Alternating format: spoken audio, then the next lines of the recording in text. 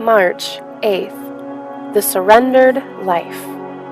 Galatians 2:20 says, I have been crucified with Christ. To become one with Jesus Christ, a person must be willing not only to give up sin, but also to surrender his whole way of looking at things. Being born again by the Spirit of God means that we must first be willing to let go before we can grasp something else. The first thing we must surrender in all of our pretense or deceit.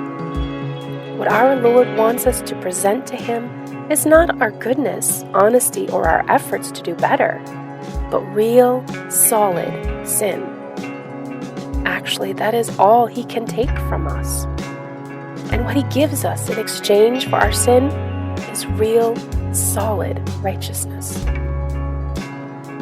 But we must surrender all pretense that we are anything and give up all our claims of even being worthy of God's consideration.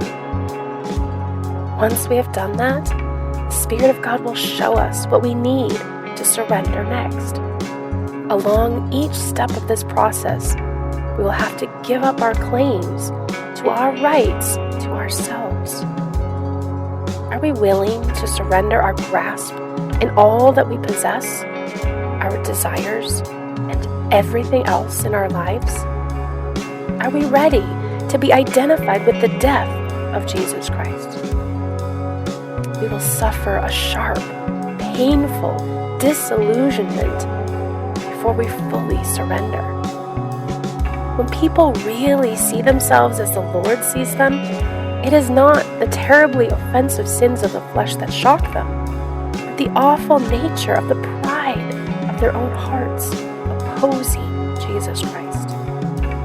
When they see themselves in the light of the world, the shame, horror, and desperate conviction hit home for them.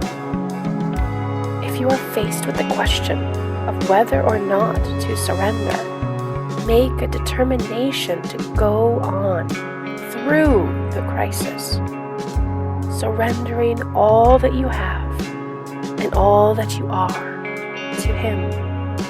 And God will then equip you to do all that He requires of you.